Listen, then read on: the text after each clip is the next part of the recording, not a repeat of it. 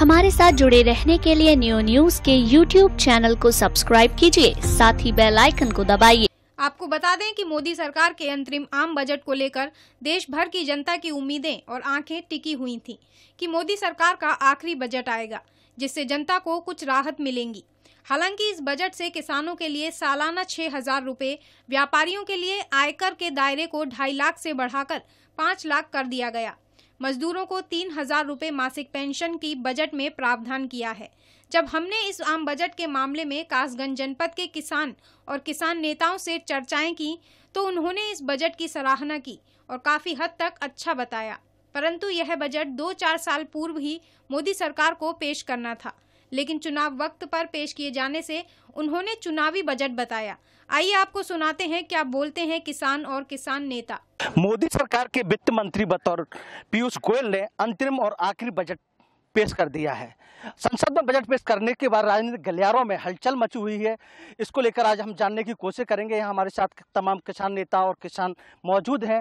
किस नज़रिए से इस बजट को देखते हैं और क्या है क्या किसानों को खास मिला है। यहाँ सबसे पहले हम बात करते हैं भारतीय किसान यूनियन के मंडल प्रभारी कुलदीप पांडे जी मौजूद हैं। इनसे बात करेंगे किस तरह से इस आम बजट को देख रहे हैं और क्या किसानों के लिए इस आम बजट में खास रहा है।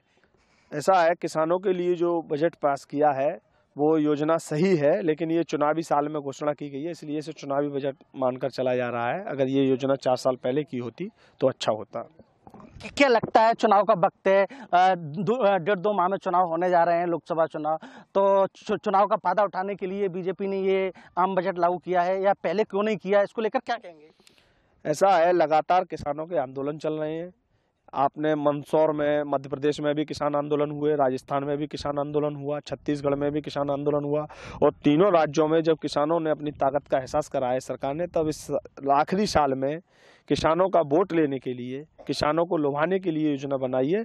लेकिन हम मांग करते हैं, किसान यूनियन की जो मांग है कि भारतीय किसान यूनियन मांग करती है कि किसान मजदूर, बीजेपी सरकार किसानों को हितैषी बताती है, लेकिन इस बार भी किसानों को अगर 4 साल बीजेपी सरकार रही, किसानों को क्या दिया, कितने किसान खुश हैं और कितने नाखुश किसान हैं, क्या कहेंगे इसको लेकर। देखिए, किसान कोई खुश नहीं है। किसान इसलिए खुश नहीं है, किसान गौवंशों से परेशान है, फसल तबाह हो गई, बाजरा मक्का सब खत्म हो गया, किसान रखाते रखाते थक गया। किसानों की जो मांग है कि 5,000 रुपया माह हमें पेंशन मिलना चाहिए किसान मजदूर को।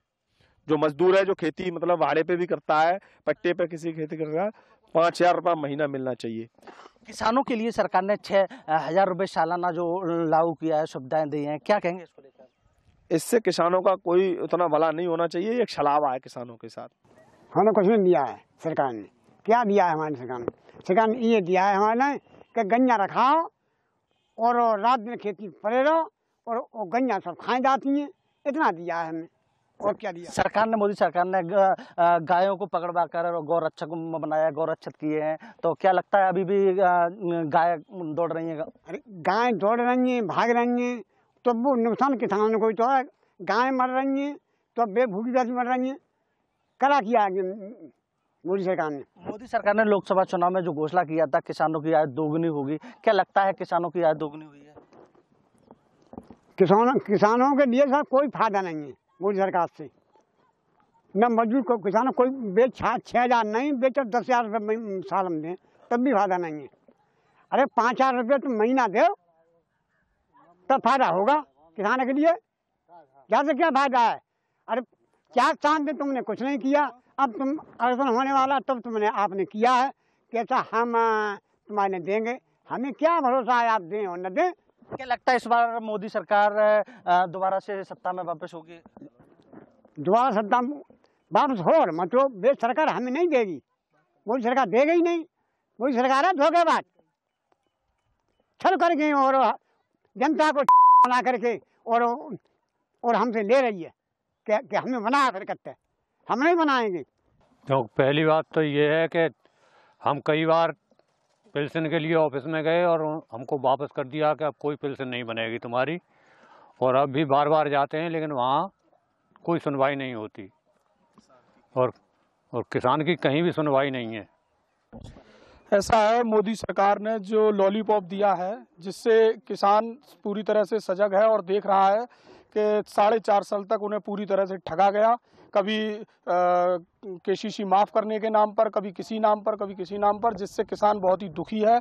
और आने वाले समय में किसान जिस तरीके से मध्य प्रदेश में, जिस तरीके से छत्तीसगढ़, जहाँ जहाँ भी अभी चुनाव हुए तो उस सरकार को हटाया गया, इसी तरीके से केंद्र सरकार से भी हटाने का काम किसान करेगा, क्योंकि बहुत ज़्यादा उत्पीड़ित है इस सरकार में। किसान के हितैषी नहीं है।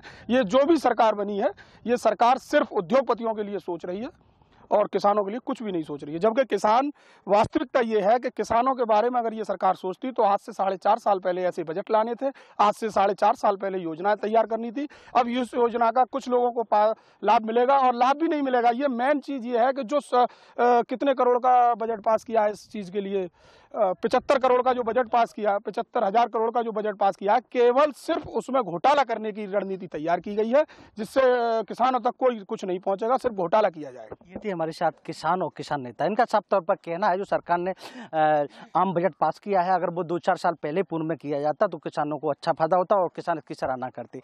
लेकिन चुनाव के दौरान आम बजट लागू होने से सुविधाएं तो मिलेंगी, लेकिन इस पूरे मामले को जुमलेबाजी और चुनावी करार दे रहे हैं। न्यूज़ के लिए अपने सहयोगी अशोक शर्मा के साथ मैं गुड्डू यादव, कासगंज।